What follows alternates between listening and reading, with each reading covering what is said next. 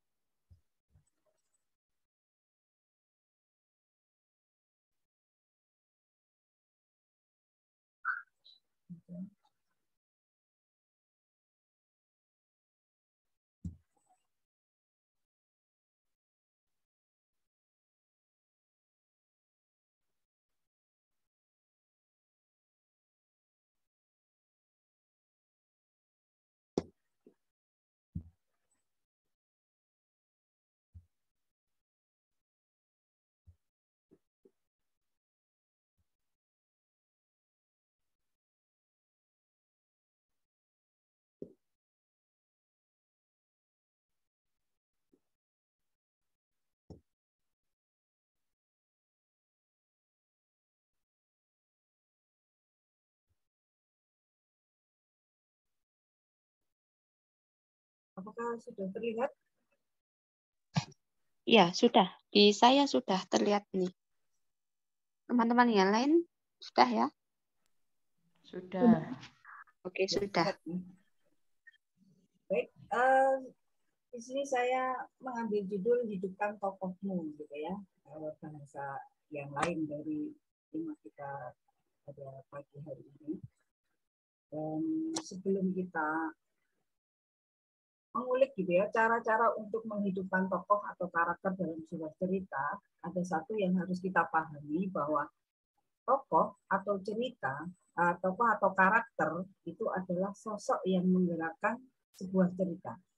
Terlepas sang karakter utama itu adalah manusia atau bukan manusia. Pastinya ini sudah kita pahami bersama ya bahwa di dalam sebuah cerita, di dalam sebuah kisah itu ada tokoh atau karakter. Dan tokoh karakter inilah yang akan menggerakkan cerita tersebut. Di mana kesedihan yang dirasakan oleh pembaca sebagian besar juga dipengaruhi oleh rasa sedih yang dialami oleh sang karakter. Bahagia pembaca juga sebagian besar dipengaruhi oleh karakter atau tokoh yang berbahagia dalam cerita. Pendeknya, sedih, senang, gembira, gelisah, marah, kecewa, atau apapun yang dirasakan ketika membaca, sebagian besar itu dipengaruhi oleh apa yang dialami oleh tokoh atau karakter cerita. Dari fakta ini dapat kita pahami bahwa betapa pentingnya ya sosok tokoh atau karakter dalam sebuah cerita. Gitu ya. Tentang nah, untuk selanjutnya, setelah kita pahami tentang tokoh atau karakter yang mempunyai peranan yang sangat signifikan ya dalam sebuah cerita, ada beberapa hal yang harus kita lakukan agar hal penting tersebut gitu ya tidak menjadi sesuatu yang tidak hidup di dalam cerita kita. Hal-hal yang harus dilakukan oleh seorang penulis dalam menentukan tokoh atau karakter, yang pertama adalah ketika kita akan membuat sebuah kisah atau cerita, kita harus serius menentukan jumlah tokoh. Ya. Jadi jumlah tokoh ini sangat berpengaruh sekali. Ketika tokoh itu terlalu banyak, itu bisa jadi juga akan mengaburkan inti dari cerita.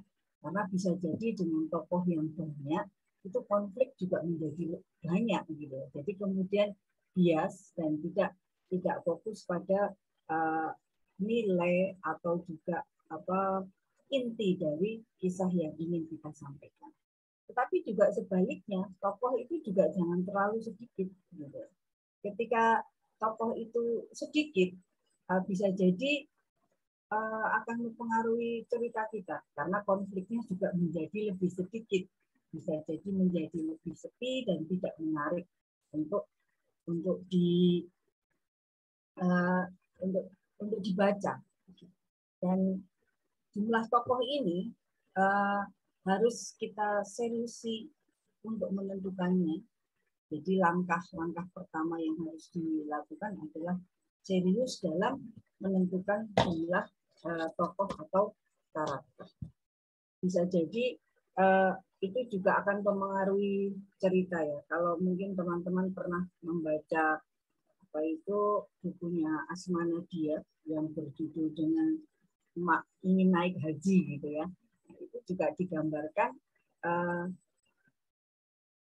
punya anaknya anak tunggal gitu ya, anak tunggal karena memang konfliknya kemudian di situ karena ingin naik haji, kemudian harus bagaimana usahanya harus luar biasa begitu, dan itu kalau tokoh anaknya banyak gitu kan itu bisa jadi menggeser cerita gitu ya. Kalau anaknya banyak kan bisa patungan atau juga bisa iuran di antara anak-anak itu, jadi masalahnya tidak menjadi dramatis gitu ya.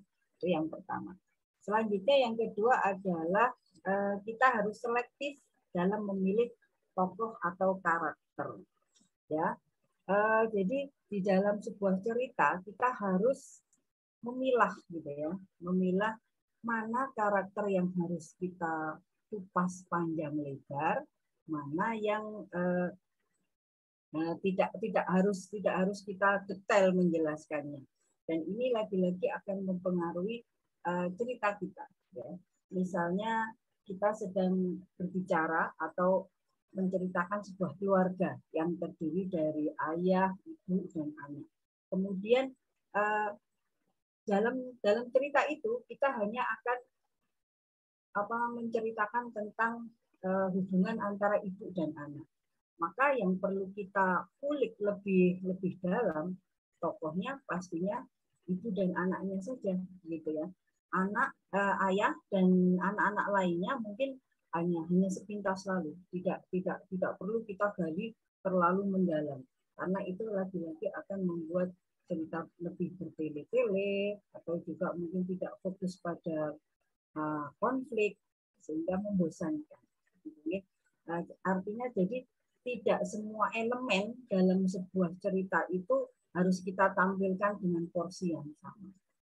Di kelas juga begitu ya. Kalau kita mengambil sebuah cerita tentang anak-anak SMA di kelas pastinya banyak sekali anak ya, bisa terdiri dari 34 anak, guru juga yang mengajar juga di situ banyak. Tapi ketika kemudian kita hanya bercerita tentang mungkin percintaan gitu ya, atau juga mungkin hal-hal beberapa anak ya kita fokus pada karakter itu saja, tidak terlalu menjelaskan semua mulai dari penjaga kantin, petugas kebersihan, kepala sekolah atau apa yang lain itu mungkin tidak perlu kita jelaskan terlalu detail, gitu ya. Itu jadi kita harus selektif dalam memilih tokoh atau karakter, dalam menjelaskan tentang tokoh atau karakter. Selanjutnya yang harus kita lakukan juga adalah, nah ini ya tadi ada hubungannya dengan yang ini ya, selektif memilih tokoh atau karakter. Itu adanya tokoh atau karakter tempelan. Ya, jadi lagi-lagi kita harus berhati-hati. Ya, jadi karakter tempelan itu karakter yang ada atau tidak adanya itu tidak mempengaruhi cerita. Seperti tadi yang saya ungkapkan, tidak semuanya harus dijelaskan secara detail, gitu ya. Ada yang harus perlu ada gitu ya, tapi itu istilahnya hanya tempelan gitu, tidak mempengaruhi cerita. Jadi tidak usah terlalu kita mendalam menjelaskan tokoh tersebut. Ya contohnya semacam ini ya, ketika ada narasi gitu ya, ada narasi gini ya. Ini masuk kelas, dia langsung duduk di kursinya. Di depan tampak Rudi dan Rama bercakap-cakap. Ada juga Danu yang sibuk membaca.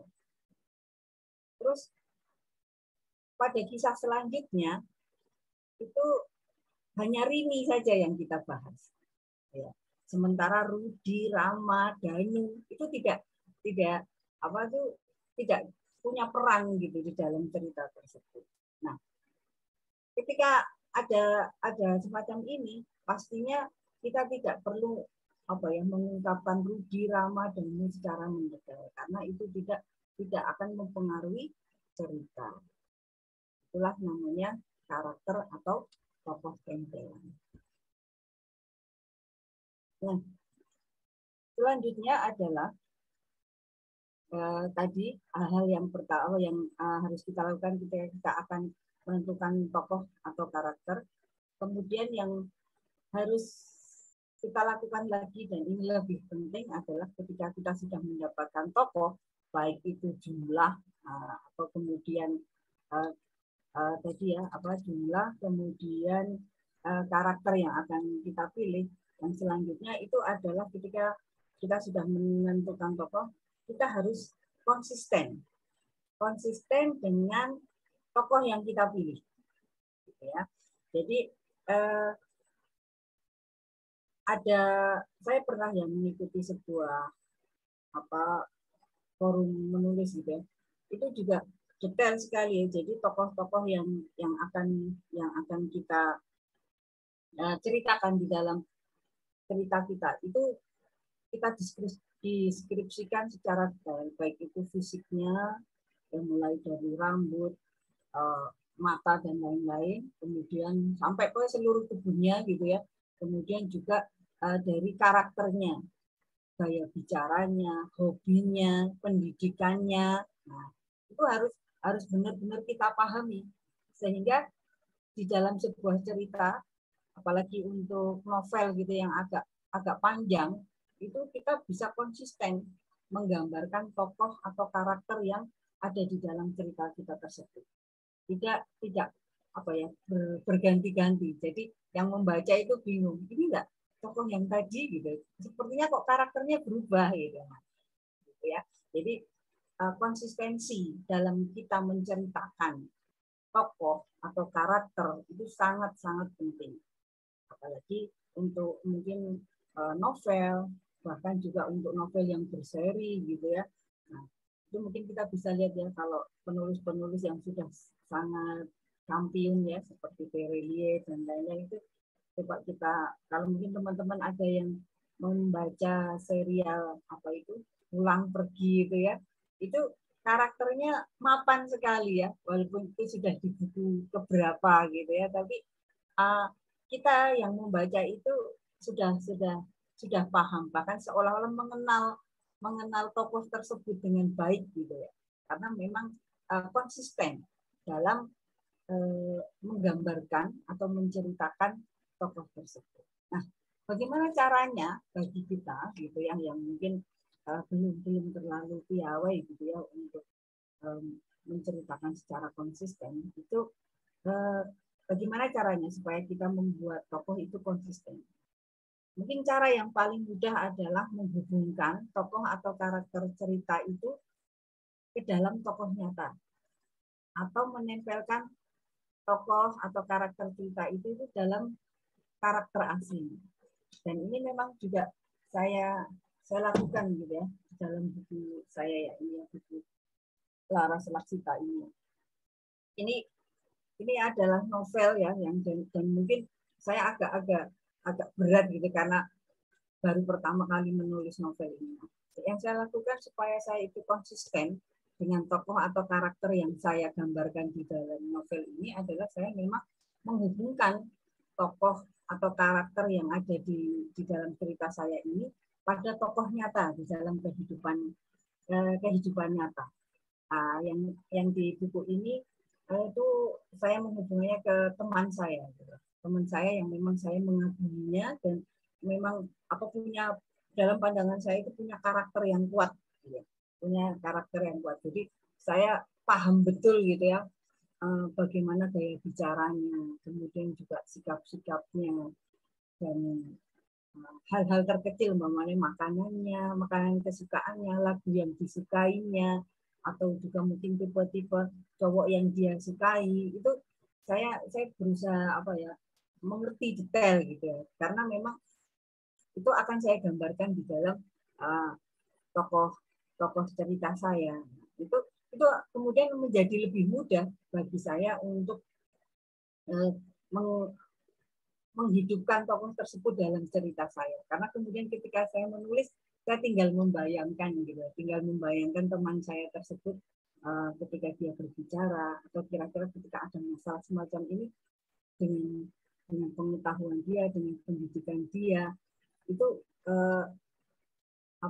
dia akan berpendapat semacam apa gitu ya.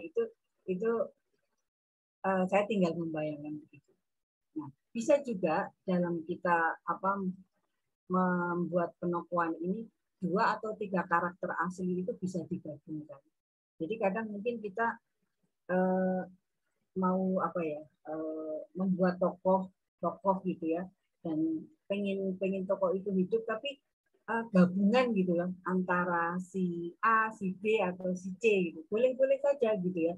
Boleh saja kita menggabungkan tiga karakter asli itu dalam satu tokoh yang kita ceritakan. Tapi tokoh-tokoh tersebut itu adalah tokoh nyata gitu ya, yang ada di dalam dunia nyata, dan itu akan membuat kita lebih mudah gitu ya, untuk menghidupkan tokoh yang kita ceritakan dalam cerita. Nah, ada hal-hal yang perlu kita berhati-hati ya.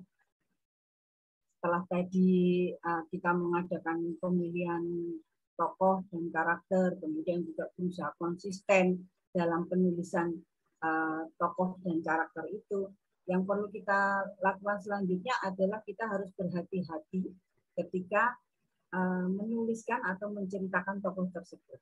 Jangan sampai karakter penulis itu masuk ya ke dalam semua tokoh. Nah, ini masih ada kelanjutannya, ada korelasinya dengan yang tadi ya. Jadi sangat mungkin ya saya ketika menulis gitu ya, itu saya seperti menceritakan diri saya sendiri gitu ya. Dengan latar pendidikan saya, dengan pemikiran saya, dengan pendapat-pendapat saya, dengan hobi-hobi saya, dengan kesukaan-kesukaan saya gitu ya, tanpa sadar gitu ya. Padahal kita sedang menceritakan orang lain atau menceritakan tokoh gitu ya. Dan tokoh atau karakter lain dalam kisah kita. Nah, itu yang harus kita waspadai. Kita jangan sampai masuk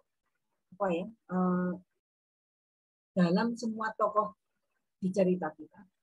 Katakanlah seorang penulis tersebut berlatar belakang S3 gitu ya, dengan analisis yang sangat kritis, kemudian juga pandai berbicara gitu ya, dan lain-lain. Tapi ketika dia menceritakan tokoh seperti penjaga kantin, petugas kebersihan sekolah gitu ya, tanpa sadar dia memakai dasar pemikiran dia, bahkan juga memakai analisis yang dia ketahui berdasarkan strata pendidikannya. Nah, ini kan menjadi tidak pas gitu ya, karena tidak semua penjaga kantin, penjaga sekolah itu punya pandangan dengan latar belakang pendidikan S3. Kalaupun tidak hanya latar pendidikannya, kadang gaya kita gitu ya sebagai penulis dalam mengkritisi sebuah permasalahan itu juga jangan sampai masuk gitu ya dalam tokoh atau karakter. Penulis itu harus menjadi orang lain ketika membuat sebuah karakter dalam cerita. Tidak bisa kita menjadi diri kita gitu ya, kecuali ketika kita memang menceritakan buku tentang perjalanan kita sendiri ya, seperti ini ya, ada buku saya ini dari guru nyasar menuju guru handal. Ini 100% menceritakan diri saya. Nah, karena memang ini adalah perjalanan saya ketika menjadi guru. Nah, itu boleh kita masuk ya, karena kita memang menceritakan diri kita. Tapi ketika kita menceritakan sebuah kisah atau cerita dengan yang lain dari kita, pastinya kita harus menjadi tokoh atau karakter dalam cerita tersebut. Dan penulis juga harus bisa menyesuaikan diri dengan kebutuhan karakter. Jadi inilah pentingnya observasi, dan ini banyak sekali yang sudah kita tahu ya, contohnya ya seperti di Lestari itu ya, ketika akan membuat sebuah cerita juga observasinya luar biasa sampai tahunan gitu ya, sehingga buku-buku yang dituliskannya memang karakternya itu sangat kuat dan konsisten gitu ya untuk menghidupkan cerita itu sendiri.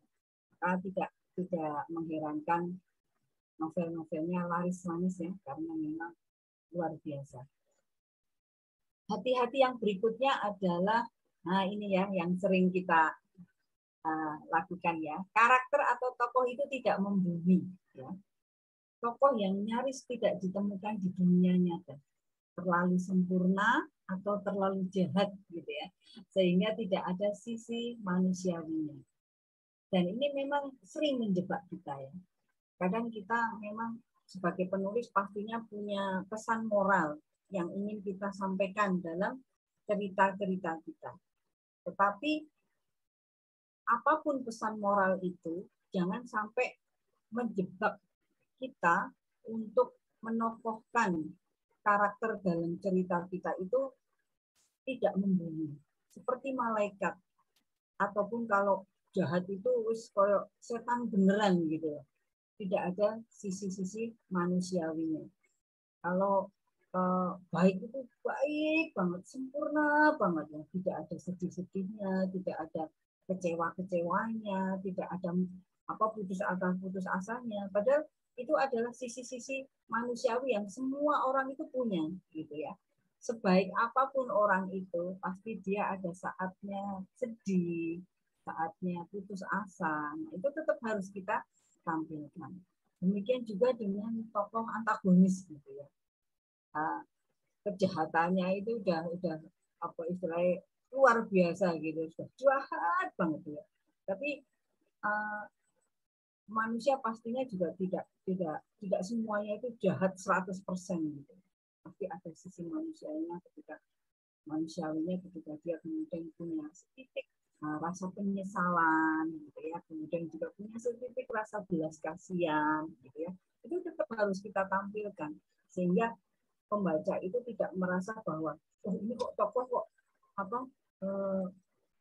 tidak ada ya di dunia nyata gitu ya. Kayaknya kok nggak ada ya tokoh yang kayak gini ya di dunia nyata ya. Itu jangan sampai pembaca itu sampai berpikiran semacam itu. Jadi tampilkan tokoh itu sebagaimana manusia, ada sisi jahatnya, sisi baiknya, sisi manusiawinya gitu. Hanya mungkin ketika kita berada di penokohannya, dia mau jahat mau baik, nah itu mungkin porsinya agak ditambah, tapi sisi-sisi manusiawinya harus tetap. Kemudian kalau bisa mungkin kita bisa mengambil karakter gitu ya, ide dari peristiwa nyata. Ini akan lebih memudahkan kita. Lagi-lagi semacam itu ya. Jadi katakanlah kita ingin membuat cerita, mungkin terinspirasi dari kejadian-kejadian viral atau luar biasa gitu ya. Kemudian kita kok tertarik untuk membuat cerita berdasarkan karakter tersebut. Nah, itu kita bisa ambil gitu ya dari karakternya, juga dari peristiwa nyatanya. Itu akan lebih meminimalisir tokoh atau cerita yang terlalu diangan-angan gitu ya. Jadi ketika tokohnya itu ada, peristiwanya itu ada, itu biasanya ada sisi manusiawinya, tidak terlalu tokohnya itu terlalu luar biasa, gitu ya. Jadi bisa diambil dari karakter atau peristiwa. Atau jelaskan latar belakang yang meyakinkan pembaca tentang karakter baik atau karakter buruk. Jadi maksudnya begini, ketika kita ingin menggambarkan sebuah tokoh atau sebuah karakter, itu mungkin kita juga perlu menjelaskan latar belakang itu yang meyakinkan pembaca tentang karakter baik dan karakter buruk yang ada di tokoh tersebut. Selanjutnya, ini juga hal-hal sepele, tapi harus kita perhatikan ya. Yang pertama adalah jangan rancu gitu ya dalam memberi nama tokoh laki-laki dan perempuan. Mungkin ini hal yang sederhana gitu ya, tapi tidak sederhana juga karena pemilihan nama laki-laki dan perempuan itu harus berbeda karena kita bukan sedang membuat film gitu ya yang orang itu bisa melihat oh ini laki-laki, oh ini perempuan gitu ya, tapi kita sedang membantu imajinasi pembaca. Jadi kita menulis, kemudian pembaca itu berimajinasi. Nah, kita harus mengarahkan imajinasinya itu dengan benar gitu ya. Jadi kalau tokohnya laki-laki ya kita beri nama yang laki-laki gitu ya. Kalau yang perempuan juga kita beri nama perempuan sehingga tidak rancu, tidak membuat pembaca itu bingung. Ya. Kemudian juga nama tokoh itu jangan mirip gitu ya. Jadi mungkin yang mirip itu apa saja ya contohnya ya. Contohnya Dian, Diana, gitu ya. Rian pakai RIAN dengan RYAN gitu, atau Riana Robi, Bobi, Tobi. Itu mungkin agak-agak mirip gitu ya, sehingga kadang mungkin pembaca harus perlu bolak-balik halaman berita sebelumnya gitu. Bobi yang mana ya, Robi yang mana ya gitu ya, atau Tobi yang mana ya. Nah, itu menambah kerjaan atau juga mengganggu keasikan pembaca dalam membaca cerita kita. Jadi kalau bisa itu agak berbeda gitu ya nama-nama tokohnya. Pia, Pia, Ria, yang hampir mirip-mirip hanya bolak-balik saja itu bisa bikin bingung gitu ya.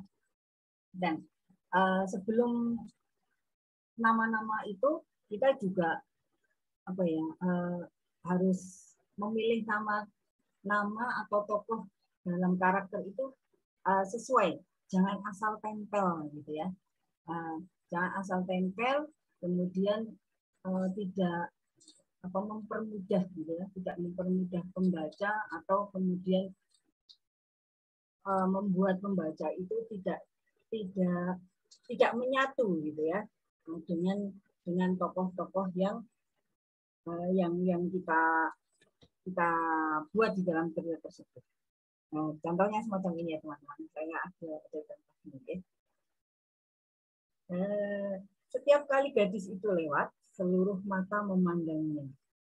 Dia bukan sekedar siswi di sekolah itu, tapi dia adalah bintang. Matanya, hidungnya, wajahnya, tingginya, seluruh yang ada pada dirinya adalah wujud kesempurnaan. Tukiem, siapapun yang bisa mencuri hatinya pastilah pemuda yang paling beruntung. Nah, kira-kira ada yang janggal nggak ini teman-teman dengan pemilihan nama dari deskripsi tadi? Pastinya ada ya. Ya, ini tidak mendeskripsikan nama-nama tertentu ya, tapi itulah yang ada di banyak benak orang Indonesia gitu ya. Jadi kalau umpamanya orangnya cantik, kulitnya putih, tingginya semampai dan bintang gitu ya, pasti namanya juga bagus-bagus gitu ya. Entah itu bunga, mawar, atau apalagi ya, nama-nama yang indah gitu ya. Jadi sesuai dengan personifikasi dari tokoh tersebut. Tapi ketika ada nama-nama lain juga, kita juga punya personifikasi sendiri ya, kayak ini ya, Tukiem gitu ya. Itu bayangan kita semacam apa? Pastinya berbeda ya dengan deskripsi tadi. Nah, ini yang maksudnya adalah memilih nama itu harus sesuai dengan tokoh yang kita gambarkan secara fisik, secara karakter dan lain-lain. Jadi nama itu ya penting untuk membantu gitu ya, membantu pembaca membuat imajinasinya. Ya. Dan yang lebih penting lagi adalah tidak perlu memberi nama pada semua tokoh. Ya, seperti tadi yang saya ungkapkan. Jadi ketika di dalam kelas ada 34 anak, kemudian semua diberi nama, itu malah membingungkan gitu ya. Malah membingungkan pembaca. Karena kemudian membuat kisah itu terkesan banyak sekali tokohnya. Dan kadang juga tokoh itu tidak terlalu penting gitu ya untuk disebutkan karena memang tidak ada di dalam cerita kita gitu ya. Jadi tidak perlu gitu ya semua itu kita beri nama gitu ya. Contohnya semacam ini ya teman-teman. Ingin rasanya Ani meninju wajah Rudi begitu melihatnya. Sayang ia sedang bersama Bram, Dandi, dan Cipta. Ternyata sampai akhir cerita Bram, Dandi, Rudi itu tidak pernah diceritakan. Nah, itu tidak perlu kita beri nama, ya. Jadi bisa diganti begini. Ingin rasanya Ani meninju wajah Rudi begitu melihatnya. Sayang, ia sedang bersama teman-temannya.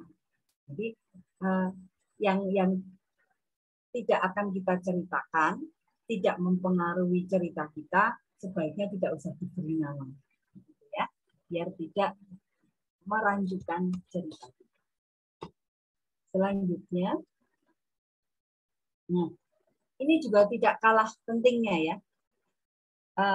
Jangan sampai tokoh atau karakter yang kita buat itu pembaca tidak terikat secara emosional dengan tokoh kita. Nah, pastinya ini butuh usaha yang luar biasa dari penulis untuk membangun koneksi, ikatan hati antara tokoh dan pembaca. Dan ini banyak sekali ya contoh-contoh buku-buku yang bisa membangun koneksi, ikatan hati antara pembacanya ya. Mungkin teman-teman pernah membaca buku yang viral-viral itu ya, kayak yang di Menikah dengan Setan, terus kemudian Suhita, Hati Suhita, mungkin ya semacam itu kan ikatan emosional pembaca gitu ya, khususnya emak-emak gitu ya, itu dengan tokoh itu kuat sekali gitu ya, sehingga bahkan pembaca itu sampai request gitu ya, bahkan juga menunggu kemudian ada enggak sequel kelanjutannya kayak itu, karena memang penulis itu berhasil membuat ikatan emosional antara tokoh dalam ceritanya dengan pembacanya. Nah, kita bisa belajar gitu ya dengan banyak membaca, banyak menelisik gitu ya. Kira-kira ketika kita membaca kemudian buku-buku yang viral yang banyak di request gitu, layanan putu semacam itu kayak gitu ya. Itu bagaimana sih gitu ya? Karakter atau tokoh dalam cerita tersebut gitu ya. Bagaimana dia bertutur, bagaimana dia berkisah, bagaimana cerita hidupnya gitu ya. Sehingga masyarakat itu atau pembaca itu benar-benar sudah dicengkerang gitu ya, hati dan pikirannya gitu, sehingga mampu mempengaruhi pikiran dan emosional dari para pembacanya. Nah, ini kita belajar dengan banyak membaca, kemudian juga mencoba gitu ya, mencari inspirasi dari buku-buku tersebut. Kira-kira cara-cara yang digunakan oleh penulis-penulis ini untuk menghidupkan ikatan hati dengan pembaca itu bagaimana? Oke. Nah, kita harus bisa menemukan cara gitu ya, agar tokoh itu menyatu dengan pembaca. Jadi ketika tokohnya sedih, pembacanya juga ikut sedih. Ketika tokohnya bergembira, kita juga ikut bergembira. Jadi benar sekali ya, sad ending atau happy ending itu kemudian jadi pengharapan yang luar biasa bagi para pembaca, karena memang ikatan emosionalnya itu sudah terjalin baik. Nah, selain tokoh-tokoh hal-hal tadi yang perlu, ini waktunya sudah habis apa belum ya Mbak? Iya. Gimana teman-teman? Sebenarnya ini kan sampai 10.30. Ya, sudah selesai ya? Lanjutkan saja.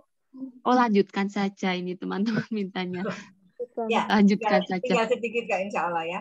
Jadi, iya lanjut aja Kak. Ini menarik banget soalnya dari tadi. Ya. Jadi tadi selain tentang tokoh dan karakter, tadi hal-hal yang harus kita perhatikan, hal-hal yang harus kita berhati-hati, dan hal-hal yang harus kita kerjakan supaya tokoh itu hidup ya dalam cerita kita. Yang perlu kita perhatikan juga adalah ini. Ini mungkin juga sudah tidak asing lagi ya di teman-teman ya, POV ya, atau sudut pandang penceritaan. Ini benar-benar harus dikuasai ketika kita menulis sebuah cerita. Ya. Yang sering digunakan itu adalah POV orang pertama dan POV orang ketiga ya. Nah, POV orang pertama itu biasanya aku, gue, saya, dan lain sebagainya ya. Jadi lebih menceritakan saya gitu ya. Terus kemudian kalau POV yang orang ketiga itu dia, lelaki itu, nama tokoh atau karakter, umpamanya kalau di buku saya ini ya berarti Laras gitu ya. Nah itu terus gadis itu, sang pria atau lain-lain itu dari sudut pandang Dan ini akan mempengaruhi sekali gaya penulisan kita. Coba kita lihat dari yang POV 1 ya. POV 1 itu, dan ini mungkin teman-teman juga sudah sangat biasa ya. Aku berjanji untuk tidak akan pernah bertemu lagi dengan Lisa. Sudah 3 kali gadis itu mengkhianati. Bahkan mungkin sebenarnya lebih dari itu. Hanya saja aku tidak tahu. Ini pastinya POV orang pertama ya. Jadi aku dia menceritakan dirinya sendiri. Sedangkan kalau POV orang ketiga pastinya akan menjadi begini ya. Jadi bisa pakai lelaki itu, bisa pakai pria, atau bisa pakai dia atau nama tokoh ya. Rian berjanji tidak akan pernah bertemu lagi dengan Lisa. Sudah 3 kali gadis itu mengkhianati. Kan mungkin sudah lebih dari itu. Hanya saja Rian tidak tahu. Jadi perbedaannya jelas sekali ya. Tidak hanya mengganti aku dengan nama gitu, tapi nanti kemudian akan berimbas ke cerita-cerita penuturannya gitu ya. Ini juga harus kita perhatikan ketika akan menuliskan POV ini ya. Harus tahu perbedaannya. Ya. Harus tahu perbedaannya. Jadi sudah saya berikan contoh untuk kalimat-kalimat sederhananya. POV 1 dan POV 3. Sudah tahu perbedaannya. Kemudian juga POV 1, ketika kita menggunakan POV 1 itu juga kita harus konsisten. Kalau dari awal kita menggunakan saya sampai terakhir, itu juga kita jangan harus menggunakan saya. Nggak boleh kemudian kita awalnya saya, kemudian tengah-tengah aku, terus sesudahnya gue. Itu nggak kecuali dalam percakapan gitu ya, mungkin bisa ya. Tapi intinya kita harus konsisten di situ. Harus memilih pemilihan kata untuk mewakili POV itu harus kita gunakan sampai akhir cerita kita. Demikian juga dengan POV 3 juga begitu ya, harus konsisten juga dengan yang dipilihnya.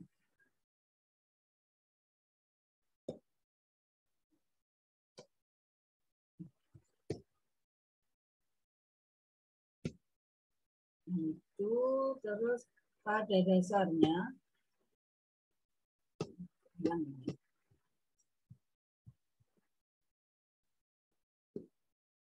ini pada dasarnya kita itu bebas gitu ya, memilih gitu, mau memilih POV 1 atau POV 3 ataupun POV 2. Mungkin POV 2 itu agak tidak populer ya teman-teman, karena memang ini agak sulit. Kalau saya, menurut saya POV 2 itu agak sulit karena bercerita tentang kamu. Jadi tidak dia, tidak saya, tapi kamu gitu, lebih dekat. Dan itu kadang bikin rancu juga kalau kita tidak piawai atau tidak memahami POV ini ya. Itu saja mungkin ya yang bisa saya berikan tentang tokoh atau karakter, dan mungkin sedikit tambahan tentang POV ini ya, karena memang POV ini juga akan mempengaruhi tokoh atau karakter dalam cerita kita. Utamanya dalam deskripsinya, dalam menjelaskan tokoh tersebut. Jadi POV ini berperan mendeskripsikan tokoh atau karakter secara benar. Oke. Mungkin itu saja yang bisa saya berikan. Terima kasih untuk perhatiannya. Mudah-mudahan bermanfaat ya, sedikit ilmu dari saya. Dan saya yakin teman-teman bisa lebih mengembangkan dengan hal-hal yang lebih luar biasa. Oke, terima kasih. Ya, ke Kak Naura ya. Ya, terima kasih Kak Wulan. Tadi materinya bagus sekali gitu nggih, tentang tips-tips atau hati-hati dalam memilih karakter gitu. Terus yang tadi ya menarik sekali, sudah menceritakan deskripsinya orangnya tapi namanya ternyata nggak sesuai ekspektasi kita gitu. Jadi kayak oh gitu. Terus mantap materinya memang iya Kak Riani ya, saya juga setuju. Yang kayaknya mungkin yang depan kita bisa kali ya bahas tentang POV gitu. Kayaknya lebih ini teman-teman juga pasti tertarik lebih dalam lagi tentang point of view ini sendiri. Ya. Nah, kita masuk ke sesi tanya jawab ya Kak Wulan ya. Nah, ini saya bacakan dulu. Ini di komunitas ada satu yang japri saya karena nggak bisa hadir kendala sinyal. Oke, saya bacakan. Ini dari Kak Putri. Nah, ya, pertanyaannya seperti ini. Tips membedakan membuat dialog antara tokoh perempuan dan tokoh laki-laki, mengingat pembaca tidak bisa mendengar suara si tokoh, bagaimana gaya bahasanya dan cara membuat intonasi dalam dialog kata itu bagaimana ya Kak? Terima kasih. Langsung dijawab atau mau kita kumpulkan? Saya bacakan yang lain Kak Bulan. Langsung jawab aja ya. Jawab dulu aja ya, karena ini saya kok lupa bawa catat. Oke. Jadi untuk membedakan dialog antara laki-laki dan perempuan, pastinya lagi-lagi mungkin kita harus melakukan survei yang mendalam gitu ya terhadap tokoh tersebut. Jadi memang di dalam tulisan kita tidak bisa secara utuh kita menggambarkan dialek gitu ya, atau juga gaya bicara atau apa, karena memang keterbatasan penulisan dan lain-lain. Hanya mungkin dari dialek itu mungkin ada hanya bisa terlihat kalau orang Jawa biasanya sok pakai iya toh gitu ya, atau juga kalau mungkin orang Bandung itu apa itu Sunda itu ai gitu ya, atau juga mungkin sesuai dengan daerah masing-masing. Tetapi dialog itu kemudian akan menjadi berbeda antara laki-laki dan perempuan. Itu bisa terlihat dari deskripsi yang kita berikan berdasarkan cara berpikir. Terus kemudian cara pandangnya juga. Laki-laki dan perempuan itu pastinya akan berbeda ya cara menyikapi sebuah permasalahan atau ketika sedang berdialog. Pastinya biasanya perempuan kalau menurut studi otak itu lebih banyak kosakatanya.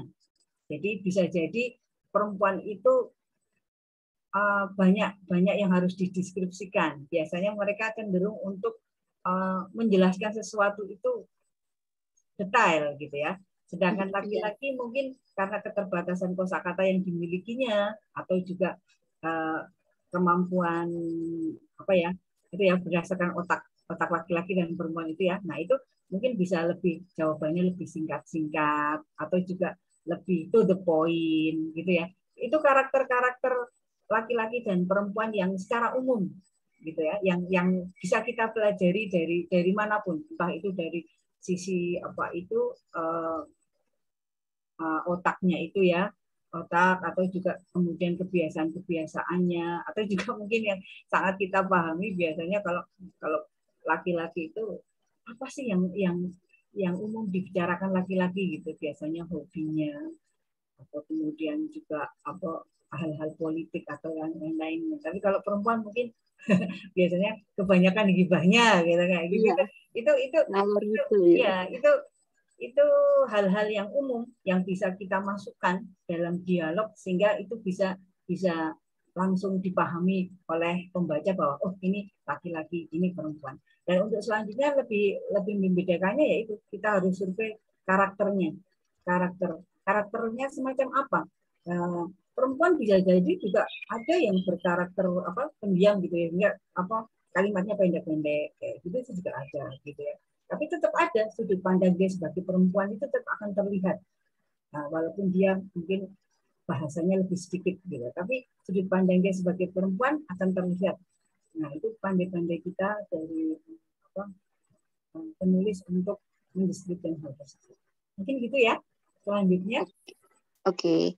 Nah, terus ini selanjutnya di chat ada dari Kak Imakulata. Ya. Maaf izin bertanya, saya ini kan lagi mempersiapkan naskah berbentuk novel dengan isiannya itu ingin menceritakan kisah kehidupan saya, pahit suka dukanya. Yang ingin saya tanyakan, apakah nama tokoh, tempat, dan waktunya dalam buku nanti harus pakai nama asli atau boleh disamarkan? Sebab saya takut kalau menggunakan nama asli bisa menyinggung perasaan orang lain. Terima Ya. kasih. Ya. Oke. Itu lagi-lagi yang perlu kita lakukan awal tadi ya. Jadi untuk tokoh, untuk pemberian nama, itu memang harus kita pikirkan secara masak-masak.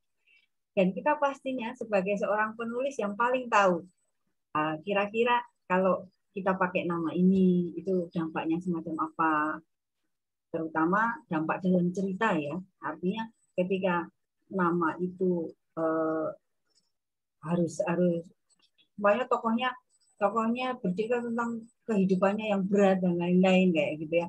Nah itu nanti bisa dicarikan nama-nama yang lebih membuat dia tegar, atau juga mungkin bahkan sebaliknya mungkin nama yang memang dalam tanda petik ada kutukan gitu, kayak gitu. Itu lagi-lagi kita yang akan menentukannya dengan segala risikonya. Dan kita paling tahu, kita paling nyaman gitu bercerita dan menggunakan tokoh atau nama semacam apa gitu ya. Tapi intinya kita harus memperhatikan banyak hal sehingga jangan sampai penamaan tokoh karakter dalam cerita kita itu justru tidak mendukung atau bahkan membuat pembaca bingung, atau malah lebih fatal lagi tidak ada koneksi antara pembaca dengan tokoh cerita kita, gitu ya. Jadi ini sangat sangat kasuistis, bisa dilihat dan nanti bisa didiskusikan dengan mungkin kalau memang itu terinspirasi dengan dengan cerita atau karakter nyata di dalam kehidupan, bisa jadi Anda perlu melakukan diskusi mungkin ya dengan tokoh tersebut jika memang tokoh tersebut itu mengizinkan ceritanya diceritakan gitu ya. Dan kemudian juga dia nanti akan memberikan rambu-rambu gitu. Nah, ini yang tidak ada, itu akan lebih mudah kalau memang itu memungkinkan. Tapi kalau memang tidak harus berdialog dengan si tokoh nyata juga tidak mengapa, karena inspirasi itu bisa dari mana saja dan kita berhak gitu ya mengambil dari apa saja gitu. Nah itu lagi-lagi kita kemudian akan menentukan apakah perlu pakai nama asli atau juga perlu pakai nama orang lain tapi memakai karakter dia, itu juga bisa. Atau juga perlu ketika penulis kan pasti mungkin punya imajinasi ya. Jadi cerita nyata tapi kemudian bumbu-bumbunya, tambah-tambahannya itu bisa lebih banyak lagi gitu sehingga cerita itu lebih hidup, lebih dramatis, itu sangat mungkin. Gitu ya. Oke. Jadi diskusi dulu dengan orangnya gitu ya, Kak? Ya, bisa kalau itu memungkinkan. Atau tidak juga tidak mengapa karena inspirasi itu kan, inspirasi dia ya. Sumber inspirasi gitu aja. Terus ini masih dari Kak Immaculata, izin bertanya lagi, minimal berapa banyak memberikan nama tokoh dalam sebuah novel yang berisikan kehidupan kita agar terlihat jelas? Ya, berapa jumlah nama yang tokoh yang harus kita beri nama? Lagi-lagi itu tergantung dengan cerita kita.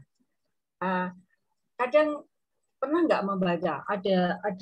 Saya pernah membaca, yaitu ada sebuah novel itu hanya berisi dua tokoh saja, tapi itu benar-benar hidup, itu juga bisa gitu, karena memang kemudian masalahnya itu tersenter pada dua orang itu, dan itu memang kepiawaian dari penulisnya membuat cerita yang intinya itu hanya masalah dua orang ini, tapi bisa hidup gitu ya, entah itu dikulik dari masa lalunya, masa depannya, masa sekarangnya, atau juga mungkin konflik-konflik batinnya, hal-hal yang ada di pikirannya. Kadang kan penulis itu bebas saja membuat cerita, kalau pop satu gitu ya, apa yang berkecamuk di pikirannya gitu ya, kayak kalau bahasa sekarang overthinkingnya dari dari si tokoh tersebut, itu bisa kita gali gitu.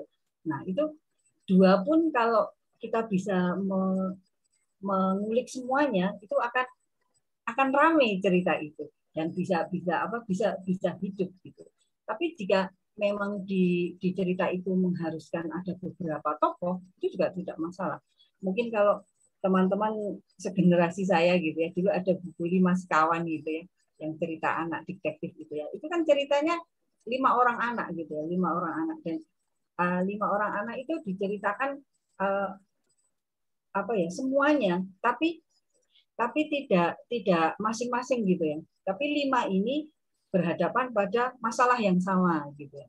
Nah, itu 5-5-nya tetap harus diberi nama masing-masing gitu ya. Karena mereka semua adalah tokoh yang berjalan menghidupkan cerita dari kita gitu. Jadi lagi-lagi tergantung dari ceritanya dan sudut yang cerita yang akan kita tekankan itu yang mana gitu ya. Kalau di 5 sekawan itu semuanya diceritakan, semuanya diberi nama karena memang 5 orang ini berperan gitu ya. Tapi memang masalahnya kemudian dipersempit, artinya kelima orang ini menghadapi masalah yang sama gitu ya. Beda lagi kalau umpamanya tokoh 5 ini kemudian si A berkonflik dengan B, B berkonflik dengan C, C berkonflik dengan E, E berkonflik dengan F gitu ya, kemudian F berkonflik dengan A. Nah, itu kemudian menjadi ramai gitu ya, menjadi ramai sekali. Jadi lagi-lagi nanti silahkan kita banyak membaca, kita banyak melakukan literasi sehingga kita bisa banyak pengalaman begitu. Tokoh ini ternyata ada ya yang banyak tapi juga hidup semua gitu ya. Ini sedikit juga hidup. Nah, itu kita memang perlu melatihnya dengan banyak membaca dan banyak membaca. Gitu ya kira-kira. Oke, nggih. Banyak belajar lagi kita nggih. Ya. Nah, itu teman-teman karena berhubung waktunya sudah lebih gitu ya. dan untuk pertanyaannya bisa nanti disampaikan di grup komunitas, nanti insya Allah akan saya sampaikan japri ke Kak Wulan gitu nggih. Ya, gitu. Karena ini sebenarnya teman-teman ini tertarik sekali tadi gitu, materinya menarik sekali. Nggih. Terima kasih Kak Wulan untuk materinya, untuk ilmunya tentang karakter ini gitu ya, menghidupkan banyak sekali. Kita manfaat semangat kita juga gitu untuk terus belajar dan menggali lagi tentang karakter gitu ya. Tambah satu tadi point of view itu bisa jadi PR kita mudah-mudahan di webinar berikutnya. Sekali lagi terima kasih Kak Wulan untuk waktunya. Semoga kita dipertemukan lagi di lain kesempatan. Ya. Terima kasih juga untuk teman-teman yang sudah mengikuti webinar kita hari ini. Semoga ilmunya bermanfaat. Dan saya akhiri gitu nggih karena waktunya sudah lebih. Ya. Saya Terima kasih. Mohon maaf. Mudah-mudahan bermanfaat semuanya. Ya. Sangat-sangat bermanfaat. Ya. Saya selaku tadi ya membawakan gitu acara webinar di hari ini banyak salah mestinya. Saya mohon maaf. Selamat siang. Selamat berhari Minggu. Saya akhiri. Assalamualaikum warahmatullahi wabarakatuh. Boleh teman-teman silakan. Terima kasih Kak Wulan dan teman-teman.